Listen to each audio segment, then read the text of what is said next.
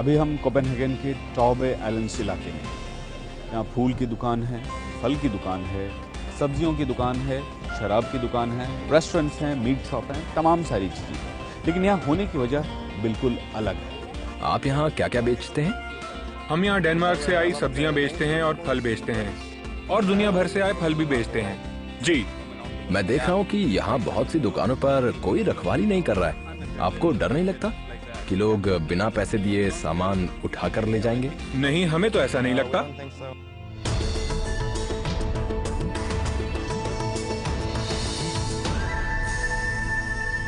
राम राज्य में आपका स्वागत है। दुकान है, सामान है, खरीदार है, खरीदारी भी हो रही है, बस दुकानदार नहीं है। लोग आ रहे हैं, चीजें ले रहे हैं और ईमानदारी से पैसे रख के चले जा रहे हैं। सुना है राम राज्य में भी ऐसा ही होता था। घरों में, दुकानों में ताला लगाने की जरूरत नहीं पड़ती थी। राजा राम के युग की बातें तो हम सुनते आए हैं, लेकिन ये आज की तस्वीरें हैं। क्या राम राज्य कहीं सचमुच संभव है? ये सवाल अपने मन में रखिए, इसका जवाब हम ढूंढेंगे। लेकिन फिलहाल एक ऐसी जगह के बारे में सोचिए जहां रिश्वत और घूस जैसे शब्द लोगों ने सुने ही ना हो। डेनमार्क की राजधानी कोपेनहेगन में हमारे साथी संजय नंदन एक चौराहे पे खड़े हैं और आने जाने वाले राहगीरों से पूछ रहे हैं कि क्या आपको कभी ब्राइब या रिश्वत देने के लिए मजबूर किया गया, फोर्स किया गया? और अधिकांश लोगों का जवाब है, व्हाट इज अ ब्राइब? जी हाँ, सच में।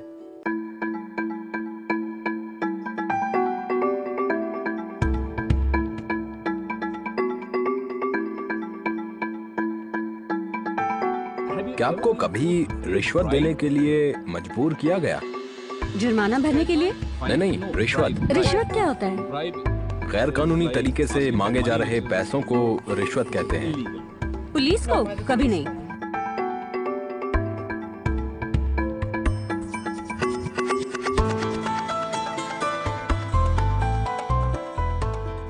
क्या आपने कभी रिश्वत दी है या कभी देने की कोशिश की है? कभी रिश्वत देने के लिए दबाव नहीं डाला गया, कभी कोशिश भी नहीं की और ना ही कभी सुना कि किसी को रिश्वत देने के लिए उकसाया गया हो।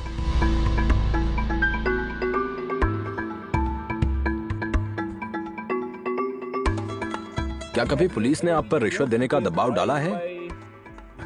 नहीं, कभी नहीं। डेनमार्क में कभी नहीं? नहीं, मुझे नहीं लगता ऐसा डेनमार्क में होता है।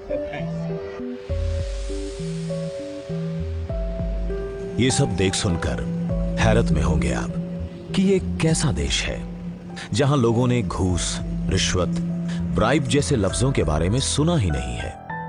ये डेनमार्क के लोग हैं जिनकी बातों को सुनकर ऐसा लगता है कि राम राज्य कहीं है तो यहीं है। भारत से तकरीबन 7,000 किलोमीटर दूर डेनमार्क की गिनती दुनिया के सबसे अमीर देशों में होती है। दुनिया में सबसे कम भ्रष्टाचार डेनमार्क में है। ऐसा क्यों है, ये जानने के लिए मिलिए सुजैन प्रेस्टगार्ड से। सुजैन सरकारी अधिकारी हैं। सुजैन पर डेनमार्क की राजधानी कोपेनहेगन शहर में जरूरतमंदों को फ्लैट मुहैया कराने की जिम्मेदारी है। करप्शन से ये देश कैसे बचता है, ये जानने के लिए सुजैन के इस अनुभव पर गौर कीजिए। मुझे कभी किसी ने रिश्वत देने की तो कोशिश नहीं की, लेकिन 1 या 2 बार कुछ लोग मेरे लिए फूल या चॉकलेट्स लेकर आ गए, क्योंकि वो बहुत खुश थे, क्योंकि उनको सरकारी घर दे दिया गया था। एक दिन सुजैन अपने ऑफिस में थी। उनके सामने चॉकलेट का डब्बा लेकर एक शख्स खड़ा था। हाथ में फूलों का बुके भी था। जाहिर है खुशी की कोई बात होगी। आप इसे वापस ले जाइए, मैं इसे नहीं ले सकती। मैंने बस अपना फर्ज निभाया है। डेनमार्क में सरकारी मकान का मिलना बहुत बड़ी बात होती है। तो ये साहब सरकारी मकान मिलने पे जो सरकारी अधिकारी हैं सुजैन, उनके पास गए हैं एक गुलदस्ता लेके, खुश हैं। इसमें कोई बहुत गड़बड़ बात नहीं है। जैसे भारत में लोग जब उनका कोई काम हो जाता है तो मिठाई लेके पहुंच जाते हैं सरकारी दफ्तरों में, या कभी कभी सरकारी अफसर खुद उनको मिठाई लेने के लिए कह देते हैं। तो उनका जाना बहुत गलत तो नहीं था शायद, लेकिन सुजैन घबरा गई हैं। क्यों? ठीक है, आपका बहुत धन्यवाद। ठीक है। उस व्यक्ति की इस हरकत पर सुजैन को शक हो रहा था। उस व्यक्ति पर नहीं, खुद पर। जैसे ही चॉकलेट और गुलदस्ता लाने वाला व्यक्ति कमरे से बाहर निकला, सुजैन ने दोबारा उसकी फाइल निकाली। वो पसीने से लथपथ हो रही थी, परेशान हो रही थी। फाइल में सुजैन देखना चाहती थी कि कहीं उनसे फ्लैट देने में कोई गलती तो नहीं हुई। जब भी ऐसा होता है तो मैं घबरा कर ये देखने जाती हूँ कि कहीं कुछ गलत तो नहीं हो गया, क्योंकि मैं ये सोचकर नहीं रह सकती कि मैं भ्रष्ट हूँ। मैं ये आपके लिए लाया हूँ। मैं ये नहीं ले सकती। सुजैन और उन जैसे दूसरे अधिकारियों की मुसीबत यहीं खत्म नहीं होती।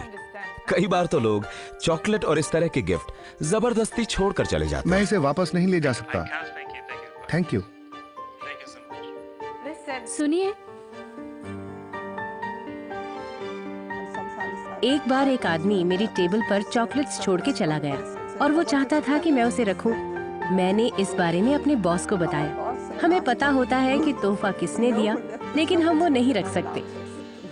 सरकारी अधिकारी सुजैन कह रही हैं कि वो इस ख्याल के साथ नहीं जी सकती कि उन्होंने कुछ गलत किया हो, भ्रष्टाचार किया हो। इसीलिए फूलों का वो गुलदस्ता, चॉकलेट का वो पैकेट उनकी नज़र में गलत है, भ्रष्टाचार है। सोचिए, कितनी छोटी छोटी बातों तक का ख्याल रखा जाता है, तो बड़ा घपला होगा कैसे? जब इस छोटी सी गिफ्ट तक को रिश्वत माना जा सकता है, तो पैसे की बात तो कोई सोच भी नहीं सकता। ये भारत और डेनमार्क के बीच में पहला बड़ा फर्क है। भारत में अगर ऐसे तोहफे दिए गए होते तो कोई इसको गलत नहीं मानता। सुजैन प्रेस्टगार्ड के कामकाज का तरीका डेनमार्क के राम राज्य की एक झलक देती है। पिछले 7 साल से डेनमार्क में ही रह रहे भारतीय ईशान गुप्ता से हमारी मुलाकात हुई।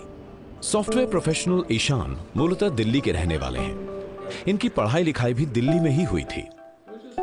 हमने उनसे भारत और डेनमार्क के अनुभवों के बारे में बातचीत की। उन्होंने हमें भारत में ड्राइविंग लाइसेंस लेने के अपने अनुभव के बारे में बताया। I remember applying for an example for a driver's license in India when I turned 18, and I went to take the test for the exam, and the answers were already marked on the paper.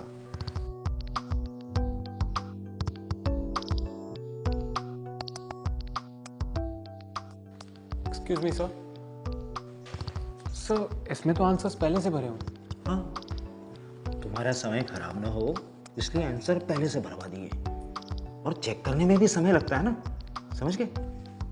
वैसे अगर licence घर पर चाहिए तो 500 रुपये दे दो, यहाँ आने की भी जरूरत नहीं पड़ेगी। Which is, one could say, a nice and a convenient service, but it is corruption on a certain level. यहाँ पे when you apply for something like that, first of all, the procedures are all laid out very, very clearly, and all the formalities are done online. It is, of course, the same in India as well. The difference comes in where the rules and the procedures are followed and applied. Denmark में ऐसा क्या है कि वहां के अधिकारी जिन बातों का दावा करते हैं, वैसा ही अनुभव भारत से जाने वाला एक व्यक्ति भी बताता है। सड़क पर आने जाने वाले लोग बताते हैं। क्या डेनमार्क का कानून भारत से बिल्कुल अलग है, या लोग ही कुछ अलग तरह के हैं कि करप्शन होता ही नहीं, या पुलिस ऐसी है कि कानून की हद कोई पार नहीं करता? कोपेनहेगन पुलिस के इन 2 अधिकारियों से मिलिए, सार्जेंट एंड्रयूज डेन और सार्जेंट हैंस क्रिश्चियन से। इन दोनों के साथ हम कोपेनहेगन की सड़कों पर पेट्रोलिंग पर जाएंगे। हम लोग कोपेनहेगन की गलियों में एक पेट्रोल पर निकले हैं। हम लोग कोपेनहेगन की सड़कों पर यह देखेंगे कि कोई यातायात के नियमों का उल्लंघन तो नहीं कर रहा।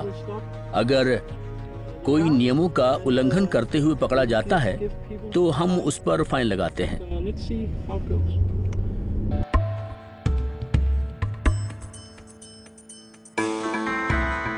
एंड्रयूज डेन गाड़ी ड्राइव करेंगे, जबकि हैंस क्रिश्चियन कानून तोड़ने वालों पर नजर रखेंगे। और हमारी नजर इस बात पर होगी कि डेनमार्क की पुलिस आम लोगों के बीच कैसे काम करती है। पुलिस अधिकारियों से हमारी बातचीत चल ही रही थी कि सार्जेंट हैंस क्रिश्चियन ने एक कार ड्राइवर को मोबाइल फोन पर बात करते हुए देखा। हैंस क्रिश्चियन ने कार ड्राइवर को रुकने का इशारा किया। ड्राइवर ने गाड़ी रोकी और चालान की प्रक्रिया शुरू हुई। चालान था 1000 डेनिश क्रोन, यानी लगभग 9000 रुपए के बराबर। चालान की प्रक्रिया खत्म होने के बाद हमने गाड़ी के ड्राइवर मॉर्गन से बातचीत की।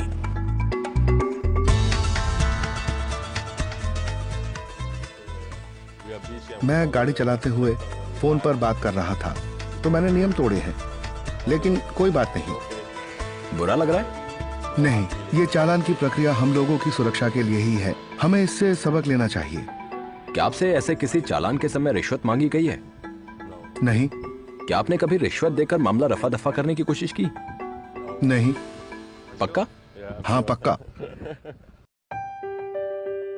डेनमार्क के मॉर्गन को जिस बात के लिए फाइन देना पड़ा, ठीक उसी हालात का सामना ईशान गुप्ता को भारत में करना पड़ा था। वो अपनी कार चलाते वक्त मोबाइल पर बात कर रहे थे कि तभी एक कांस्टेबल ने उन्हें रोका। मोबाइल पे बात कर रहे हो? जी सर। आप जानते नहीं है कानूनन गुनाह है ये? जी सर। आपको चालान भरना पड़ेगा। सर आप चालान बना दीजिए, मैं बाद में कोर्ट में जाकर भर दूंगा। 2000 रुपये पड़ेगा चालान का। सर आपको जितने का बनाना है बना दीजिए, मेरे पास अभी पैसे नहीं है। ठीक है, दरवाजा खोलो।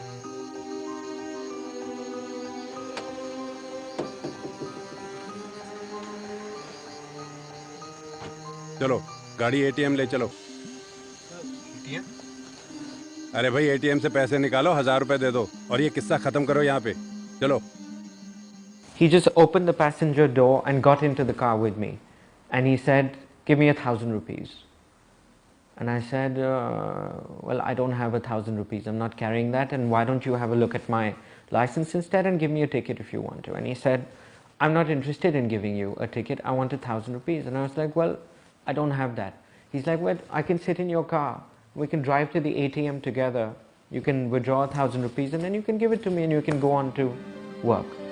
ईशान का जो भारत में अनुभव रहा, वैसा अनुभव आपका मेरा बहुत बार हुआ होगा।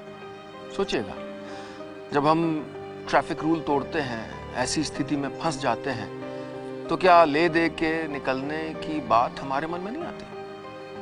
पुलिस अधिकारी रिश्वत मांगते हैं तो देता कौन है? एक संस्था है ट्रांसपेरेंसी इंटरनेशनल, दुनिया भर में भ्रष्टाचार पे नजर रखती है। हर साल ये संस्था एक सूची निकालती है जिसमें सारे देशों को आंका गया होता है भ्रष्टाचार के मायने में।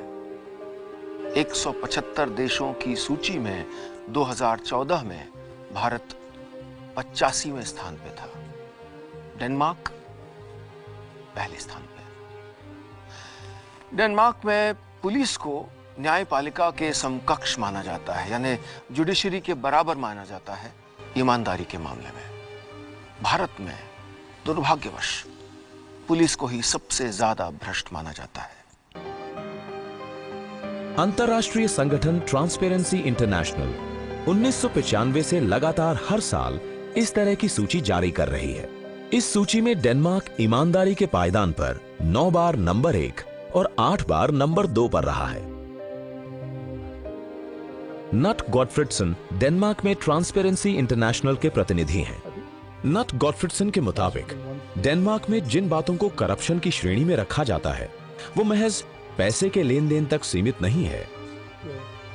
अपने फायदे के लिए पावर का गलत इस्तेमाल करना कई प्रकार का होता है, जैसे कि भाई भतीजावाद, रिश्वत लेना, बड़े तोहफे लेना।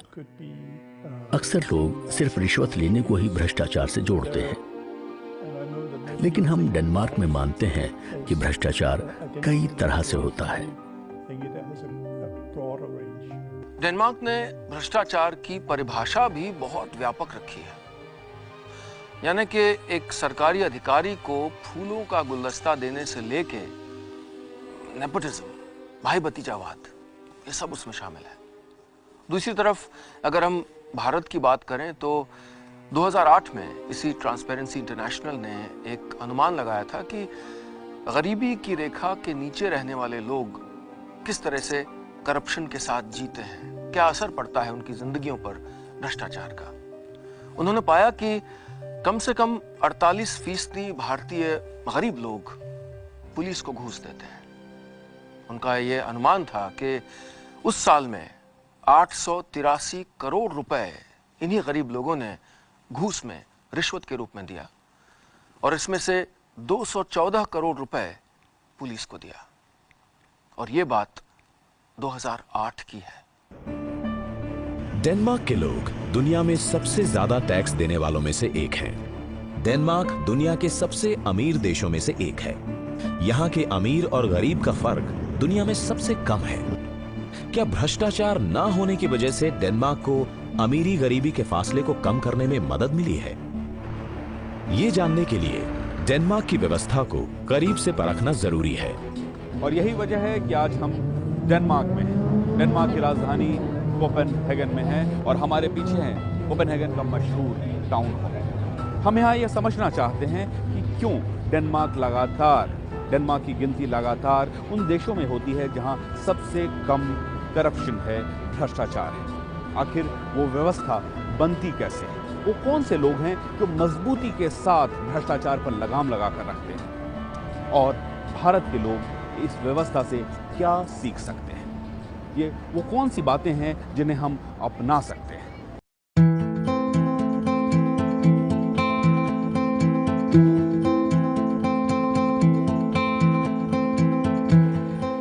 डेनमार्क के इस कहानी को जानने समझने के लिए हमारे साथ होंगे डेनमार्क के पूर्व विदेश मंत्री नील्स हेल्वी पीटरसन। मैं हमेशा हेलमेट का इस्तेमाल करता हूँ। क्या आप अपनी साइकिल पर सवार होकर रोज पार्लियामेंट आते हैं? हाँ, मैं अपनी साइकिल चलाकर रोज संसद आता था। हालांकि अब मैं पार्लियामेंट का मेंबर नहीं रहा।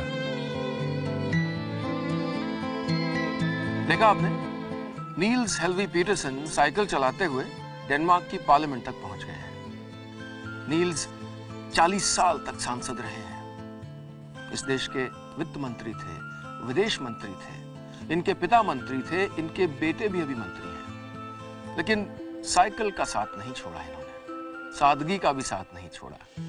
और ये कोई बहुत बड़ी बात नहीं है डेनमार्क के लिए। बहुत से मंत्री, पूर्व मंत्री ऐसे ही साइकिल पे सादे तौर पे अपने काम के लिए जाते हैं।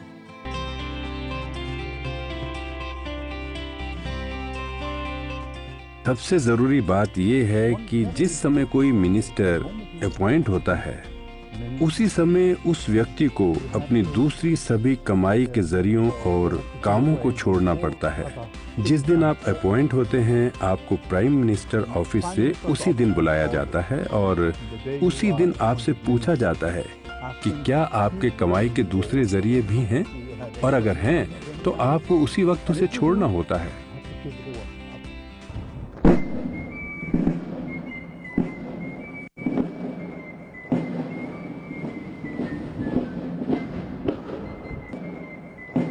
नील्स हेल्वेग पीटरसन के साथ हम डेनमार्क की पार्लियामेंट के अंदर दाखिल हुए। न कोई रोक टोक, न कोई पाबंदी। सुरक्षा जांच के बाद कोई भी व्यक्ति पार्लियामेंट के अंदर दाखिल हो सकता है। इस वक्त हम डेनमार्क की संसद के अंदर हैं, जो 1849 से काम कर रही है। यहाँ हर 4 साल पर चुनाव होते हैं, जिसके जरिए 179 सांसदों को चुनकर यहाँ भेजा जाता है। वैसे तो यहाँ संवैधानिक राजशाही यानी कॉन्स्टिट्यूशनल मोनार्की है और यहाँ की प्रमुख रानी मार्गरेट II हैं, लेकिन लोकतांत्रिक देश होने के नाते शासन की कमान यहाँ की प्रधानमंत्री के पास होती है। डेनमार्क और भारत की राजनीतिक व्यवस्था में बस इतना ही अंतर है कि वहां पर रानी संवैधानिक प्रमुख हैं, जबकि हमारे यहाँ राष्ट्रपति संवैधानिक प्रमुख होता है। बाकी वहां भी वैसी ही संसदीय प्रणाली है जैसी हमारे यहाँ। सांसद भारत के भी हैं और डेनमार्क के भी। डेनमार्क के सांसद अपना खर्च कैसे निकालते हैं, अपना परिवार कैसे चलाते हैं, यहां सवाल कॉन्फ्लिक्ट ऑफ इंटरेस्ट का भी है। किसी मसले पर कानून बनाते समय कहीं ऐसा तो नहीं है कि बड़ी कंपनियों से सांसद प्रभावित होते हैं? इस सवाल का जवाब हमें मिला डेनमार्क की जानी मानी सांसद कैमिला हर्सम से। 30-40 साल पहले लोग राजनीति के अतिरिक्त खेती भी किया करते थे, लेकिन अब राजनीति एक ऐसा काम है जहां हम लोगों की हर वक्त सहायता करते हैं और जिसके लिए हमें अच्छी सैलरी भी मिलती है। हमारी सैलरी अच्छी है और मान्य है। जब बात दूसरे देश से तुलना की आती है तो हमारी सैलरी इतनी ज्यादा भी नहीं है। राजनीति से जुड़ा एक सवाल राजनीतिक चंदे का है। डेनमार्क में राजनीतिक दलों को 20,000 क्रोन यानी करीब 2 लाख रुपए से ज्यादा के चंदे की पूरी जानकारी देनी होती है। लेकिन अगर वही रकम 20,000 क्रोन से कम है तो इसकी जानकारी देना जरूरी नहीं है। यही हाल भारत में है, जहां राजनीतिक दल को एक बार में 20,000 या उससे ऊपर के चंदे को उसे देने वाले के नाम के साथ घोषित करना होता है। भारत और डेनमार्क की तुलना करें तो फर्क सिर्फ इतना है कि डेनमार्क में राजनीतिक पार्टियों को सरकारी बजट से पैसा मिलता है। सरकार से मिलने वाले पैसे का इस्तेमाल पार्टियां अपनी नीतियों के प्रचार प्रसार पर कर सकती हैं, लेकिन चुनाव लड़ने में नहीं कर सकती। यहाँ सभी राजनीतिक दल मानते हैं कि सरकारी पैसा ही हम सब के लिए सही है। इससे राजनीतिक दलों के पैसों के लेन देन को लेकर पारदर्शिता आती है। सभी राजनीतिक दल ये मानते हैं कि बड़ी कंपनियों, यूनियन या दूसरे मुनाफों से दलों को फंड नहीं मिलने चाहिए। इसलिए सरकारी पैसे से ही सभी दलों को फंड दिया जाता है। भारत में भ्रष्टाचार, करप्शन एक बड़ा चुनावी मुद्दा है, लेकिन डेनमार्क में यह कोई मुद्दा नहीं है। ऐसा नहीं है कि डेनमार्क में कभी कोई भ्रष्टाचार का मामला हुआ ही नहीं, लेकिन भ्रष्टाचार के मामले इतने कम हुए हैं कि न बाहर आम लोगों के बीच और न ही सांसदों के बीच इस संसद में ये कोई एक बड़े मुद्दे के तौर पर बड़ी समस्या के रूप में देखा जाए। भ्रष्टाचार को लेकर ऐसा ही अनुभव भारतीय कंपनी L&T इन्फोटेक का भी रहा है। L&T इन्फोटेक का काम डेनमार्क में भी है। कंपनी के वाइस प्रेसिडेंट सरबजीत देव पिछले 15 साल से कोपेनहेगन में काम कर रहे हैं। कैमिला हर्सम और निल्स हेलवेग पीटरसन के दावों को हमने L&T इन्फोटेक के अनुभव से परखने की कोशिश की। तो सेटिंग अप अ कंपनी बहुत आसान है। इनफैक्ट फॉर लोकल सिटीजन्स और रेजिडेंट्स 2-3 दिन में ही हो जाता है एक company setup. Then of course you need a lawyer for registration and all. तो हम लोग के लिए it was very very smooth because we are part of a big group. It was not one day, but within 15 days, we were ready to go. So, absolutely no problem. This is one of the fastest in the world, I can say. सवाल ये है कि Denmark में ऐसा क्यों संभव है? क्या वहां के पॉलिटिशियंस को पैसों की जरूरत नहीं है? राजनीतिक पार्टियों को चुनाव में खर्च नहीं करना पड़ता? फिर ऐसा क्यों है कि L&T इन्फोटेक जैसी कंपनी को डेनमार्क में 15 दिन के भीतर लाइसेंस मिल जाता है? कभी रिश्वतखोरी का सामना नहीं करना पड़ता। Politicians here are not the most powerful people. They have their responsibility, and that also reflects जैसे लोगों का decision making के लिए you do not have to reach very senior people. You reach to the local municipality or the local registration office, to the local tax office to get your business done. दुनिया भर में भ्रष्टाचार पर नजर रखने वाली संस्था ट्रांसपेरेंसी इंटरनेशनल के मुताबिक डेनमार्क में जिन संस्थाओं, जिन व्यवस्थाओं पर लोग सबसे ज्यादा भरोसा करते हैं या जो संस्था, जो व्यवस्था सबसे कम भ्रष्ट है, उनमें है एजुकेशन सिस्टम, पुलिस, ब्यूरोक्रेसी और जुडिशरी। इन संस्थाओं पर यहाँ के लोगों को इतना ज्यादा भरोसा है कि यहाँ की सरकार को अब तक भ्रष्टाचार विरोधी रणनीति बनाने की कोई जरूरत महसूस नहीं हुई। सरबजीत देव के मुताबिक यहां व्यवस्था काम करती है और उस सिस्टम, उस व्यवस्था से कोई छेड़छाड़ नहीं कर सकता, मंत्री भी नहीं। मनु सरीन डेनमार्क में बराबरी, चर्च और नॉर्डिक कॉरपोरेशन मामलों के मंत्री हैं। भारतीय मूल के मनु सरीन का कहना है, लोगों का भरोसा व्यवस्था पर है और ये भरोसा खुलेपन की वजह से तैयार हुआ है। हमारे सिस्टम में बहुत पारदर्शिता है, क्योंकि हमारे यहाँ पत्रकार हमारे ईमेल्स, डायरी वगैरह देख सकते हैं और हमारे मंत्रालय के सरकारी कागजातों की भी जांच कर सकते हैं। यहाँ सब कुछ सबके सामने है और मुझे ये लगता है कि हमारा ये कल्चर हमें सालों से भ्रष्टाचार से लड़ने में सहायता करता आ रहा है और इन्हीं सब चीजों को मिलाकर हम भ्रष्टाचार से लड़ते रहे हैं। रामराज में आगे देखिए। रामराज में आज आप डेनमार्क के हालात को देख रहे हैं, कैसे डेनमार्क ने अपने यहाँ रामराज्य कायम किया। आपने देखा कि दुकानें बिना दुकानदार की चल रही हैं।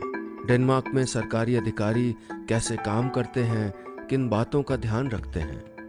कार्यक्रम में आगे देखिए कि वो कौन से लोग हैं, वो कौन सी बातें हैं जो डेनमार्क में करप्शन को फैलने से रोकते हैं। क्या भारत और डेनमार्क में सिर्फ सोच का फर्क है, जिसकी वजह से हमारे यहाँ करप्शन है और वहाँ नहीं? अगर हमारी सोच में ही खोट है तो वो सोच बनी कैसे? कार्यक्रम में आगे देखिए डेनमार्क में रामराज्य की असली वजह।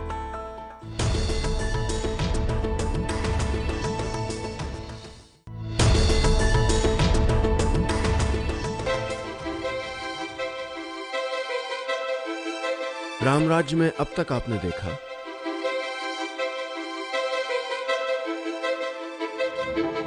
इस बार डेनमार्क में रामराज्य की तस्वीर आप देख रहे हैं।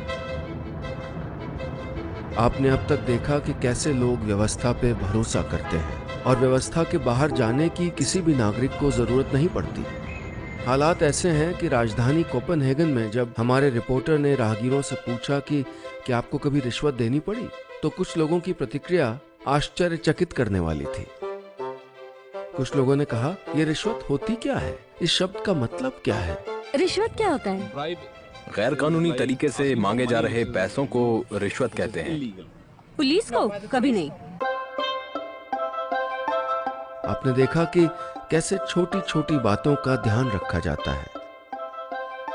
फूलों का गुलदस्ता भी सरकारी अधिकारी न ले सकते हैं और न लेते हैं। और अब आगे यह है खुलापन, ट्रांसपेरेंसी।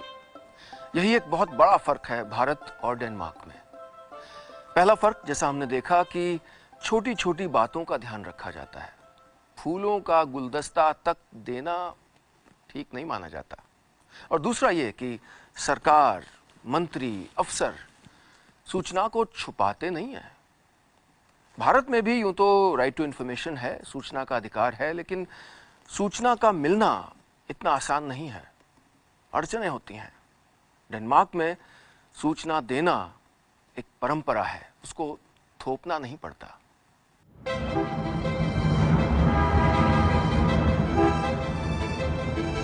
डेनमार्क में सरकारी कामकाज बेहद सीधा और पारदर्शी है।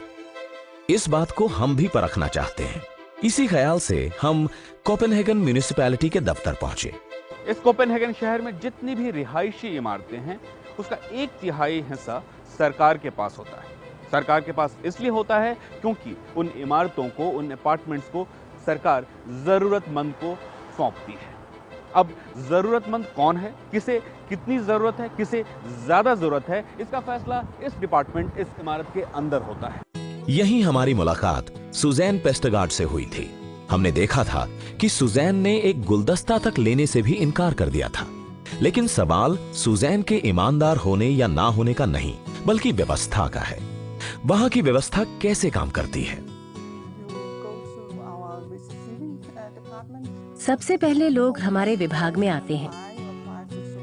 आप अपने हालातों के बारे में बताते हैं।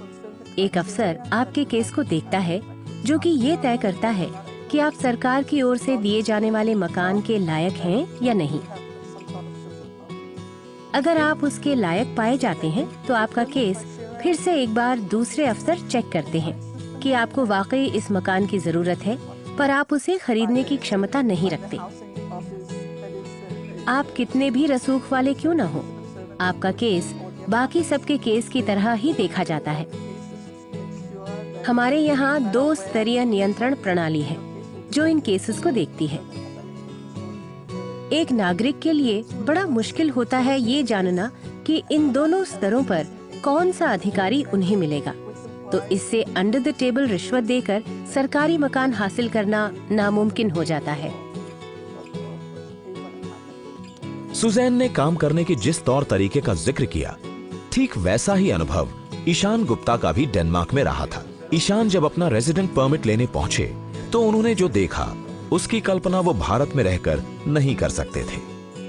And I think the biggest difference is when you approach that desk to talk to the officer sitting over there to submit your application. Denmark में काम करने के लिए विदेशियों को रेजिडेंट परमिट लेनी पड़ती है। रेजिडेंट परमिट के बगैर वहां नौकरी नहीं की जा सकती है। लिहाजा ईशान रेजिडेंट परमिट ऑफिस पहुंचे। वहां जरूरी कागजों के अलावा उन्हें किसी भी बात की अहमियत नहीं दिखी। There is no difference in where you come from, what you're wearing, how much you earn per year, or anything like that. In India, as we know, the big difference is you're treated completely differently if you come from a powerful background, or you have money, or you're willing to pay something to get the process going faster. People are just treated differently. Here, everybody is treated the same way. सरकारी अधिकारी Suzanne काम कैसे करती हैं, ईशान का काम कितनी जल्दी हो गया, ये तीसरा बड़ा फर्क है। डेनमार्क में लोगों को पता है कि काम सिस्टम से ही होगा, सिस्टम के तहत ही होगा, तो फिर सिस्टम को तोड़ने की जरूरत ही क्या है? भ्रष्टाचार की जगह ही कहां बचती है?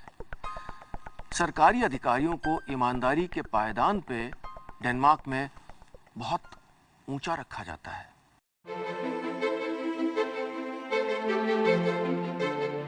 डेनमार्क आज जिस मुकाम पर खड़ा है उसके पीछे एक लंबा इतिहास है। उस दौर में डेनमार्क फ्रांस का साथी हुआ करता था। 1814 में जब नेपोलियन की हार हुई तो डेनमार्क को भी इसका खामियाजा भुगतना पड़ा। लड़ाई के बाद से कमजोर हो चुके राजा को लगने लगा कि अगर भ्रष्ट अफसरों पर लगाम नहीं लगाई गई तो जनता का गुस्सा उनकी सत्ता के खिलाफ फूट सकता है। इसलिए भ्रष्ट अफसरों के खिलाफ कड़ी कार्रवाई की गई। राजा ने उन सभी सिविल सर्वेंट्स को उच्च दर्जे की सुरक्षा प्रदान की। उन्होंने उचित पेंशन दी और इस सब का मतलब ये था कि अगर आप सिविल सर्वेंट हैं तो आपको बहुत ध्यान से रहना होगा और रिश्वत नहीं लेनी होगी। और अगर आप रिश्वत लेते हैं तो आप अपनी नौकरी, वेतन, पेंशन से हाथ धो बैठेंगे।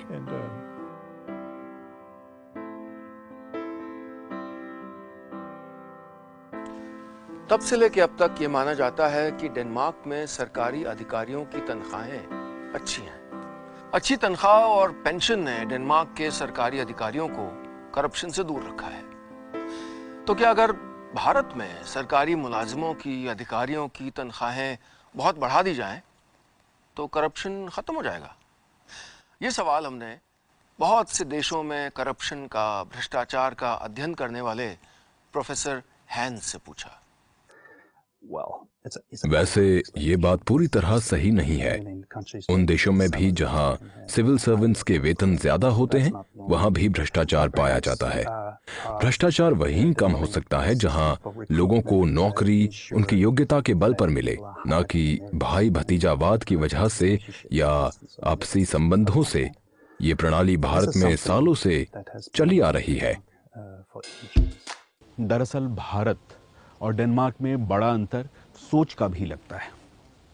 भारत में रिश्वत लेना या देना इतना आम हो चुका है कि सिर्फ कानून की मदद से इसे बदलना, इसे रोकना नामुमकिन लगता है। सोच बदलने की जरूरत है। वैसे ये सोच, ये माइंडसेट तैयार कैसे होता है? ये सोच बनती बिगड़ती कैसे? आपके अनुभवों के आधार पर। इस अनुभव, इस विश्वास, इस भरोसे के आधार पर कि आप अगर किसी दफ्तर में गए तो बगैर रिश्वत दिए भी आपका काम हो सकता है। बहरहाल अगर सिर्फ कानूनों की बात की जाए तो डेनमार्क में भ्रष्टाचार को रोकने के लिए कोई अलग से कानून नहीं है, जबकि भारत में भ्रष्टाचार निरोधक कानून मौजूद है। भ्रष्टाचार निरोधक कानून के तहत भारत में किसी सरकारी कर्मचारी को रिश्वत लेने पर 3 से 7 साल तक की सजा का नियम है। लेकिन भारत में सबसे बड़ी समस्या ये है कि पहले तो कानून का पालन करवाने वाली एजेंसियां अपने काम में ढिलाई बरतती हैं और फिर एक जटिल और लंबी न्यायिक प्रक्रिया चलती है। इसकी वजह से भ्रष्टाचार के हजारों मामले अदालतों में चलते रहते हैं और लोगों में इसे लेकर कोई डर नहीं रह गया है। जबकि डेनमार्क में पुलिस और न्यायिक व्यवस्था दोनों को ही बेहद मजबूत माना जाता है। डेनमार्क की अदालतें लोगों की नजरों में सबसे कम करप्ट संस्था है। भारत में 3 साल पहले भ्रष्टाचार के खिलाफ बड़ा आंदोलन हुआ, तब मांग उठी लोकपाल की। लोकपाल यानी एक ऐसी संस्था जो भ्रष्टाचार के मामलों पर स्वायत्त तरीके से यानी बगैर किसी के प्रभाव में आए कार्रवाई कर सके। एक ऐसी संस्था जिसे संवैधानिक दर्जा प्राप्त हो। एक ऐसी संस्था जो आम आदमी से लेकर सरकारी अफसर और मंत्रियों के खिलाफ भी कार्रवाई कर सके। कई दशकों से भारत में कोशिशों के बाद लोकपाल की नियुक्ति का कानूनी रास्ता साफ हो चुका है और जल्दी ही भारत में लोकपाल की नियुक्ति भी होने वाली है। वैसे ये जो लोकपाल व्यवस्था है, ओम्बुड्समैन व्यवस्था है, वो डेनमार्क में सालों से काम कर रही है। 1954 में पहले ओम्बुड्समैन की नियुक्ति हुई थी। देश में भ्रष्टाचार को फैलने से रोकना सरकार की जिम्मेदारी होती है, लेकिन सरकार पर नजर रखने का काम लोकपाल का होता है। डेनमार्क में लोकपाल व्यवस्था की शुरुआत 1954 से ही हो गई थी। यहाँ लोकपाल का चुनाव डेनमार्क की संसद करती है। लोकपाल के पास बहुत ही सख्त जांच संबंधी शक्तियां होती हैं। देखा जाए तो लोकपाल किसी भी केस की जांच कर सकता है। ये जांच वो किसी की शिकायत या स्वयं की पहल से भी कर सकता है। इसके लिए उसे हर संभव प्रशासनिक मदद मुहैया कराई जानी चाहिए। लोकपाल के तहत ये व्यवस्था है कि किसी भी मुजरिम को वो सजा देने की सलाह दे सकता है, लेकिन खुद सजा नहीं दे सकता। उस मुजरिम को सजा देना वहां के प्रशासन की जिम्मेदारी है। ओम्बुड्समैन को डेनमार्क में न्यायपालिका से भी ज्यादा भरोसेमंद संस्था माना जाता है। वही नियम कायदे, वही सरकारी ढांचा, लेकिन उस व्यवस्था में मौजूद लोगों की अपनी ईमानदारी, व्यवस्था में पर्याप्त पारदर्शिता और सरल प्रक्रिया, ये वो बातें हैं जो डेनमार्क के सरकारी तंत्र को भारत से अलग करती हैं। इन वजहों से वहां भ्रष्टाचार पर काफी हद तक लगाम लगती है। गौर करने की बात है कि ये व्यवस्था हमारे यहाँ की व्यवस्था से बहुत अलग नहीं है। संसद से लेके अदालतों तक, संविधान से लेके कायदे कानूनों तक भारत किसी तरह से डेनमार्क से कमतर नहीं है, बल्कि हमारा कानूनी ढांचा कई मायनों में उससे बेहतर है। तो ऐसा क्या है कि भ्रष्टाचार कम करने के मामले में, ईमानदारी के मामले में वो भारत से आगे है, बल्कि दुनिया के सभी देशों में पहले स्थान पे है? कारण है विश्वास।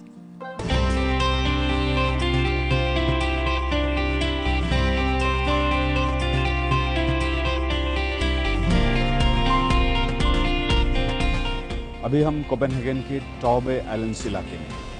यहाँ फूल की दुकान है, फल की दुकान है, सब्जियों की दुकान है, शराब की दुकान है, रेस्टोरेंट्स हैं, मीट शॉप हैं, तमाम सारी चीज़ें हैं। लेकिन यहाँ होने की वजह बिल्कुल अलग है। आप यहाँ क्या क्या बेचते हैं?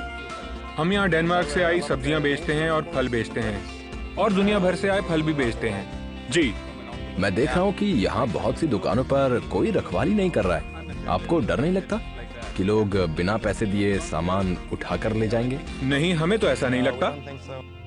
यानी व्यवस्था में विश्वास, एक दूसरे पे विश्वास, डेनमार्क के रामराज्य की नींव है। इसी के सहारे डेनमार्क दुनिया का सबसे ईमानदार देश बन गया है। भारत इस मामले में 85वें पायदान पे है। भारत में करप्शन के खिलाफ जो प्रयास हो रहे हैं उससे चीजें बेहतर हो रही हैं, लेकिन अभी भी स्थिति डामाडोल है। आप और मैं जानते हैं कि भ्रष्टाचार भारत में बहुत व्यापक है। डेनमार्क ने करप्शन से छुटकारा पाके अपनी आर्थिक हालत को बहुत सुदृढ़ किया है। भारत में हम अरबों रुपए का नुकसान सिर्फ भ्रष्टाचार की वजह से होता देखते हैं। डेनमार्क में इन छोटी छोटी बातों को नजरअंदाज नहीं किया जाता है। इनके लिए लोग संवेदनशील हैं। भारत में करप्शन को फॉर ग्रांटेड लिया जाता है कि करप्शन तो होना ही है। तो कहानी एकदम साफ है, जब तक आप और हम छोटे छोटे भ्रष्टाचार के जो किस्से हैं इनको नज़रअंदाज करते रहेंगे, तब तक हम आगे नहीं बढ़ सकते, तब तक करप्शन खत्म नहीं हो सकता। और सरकार को अपनी पूरी सोच में भ्रष्टाचार के खिलाफ प्रयास को लाना होगा, शामिल करना होगा, क्योंकि कोई एक व्यवस्था या कोई एक कानून भ्रष्टाचार के खिलाफ नहीं लड़ सकती।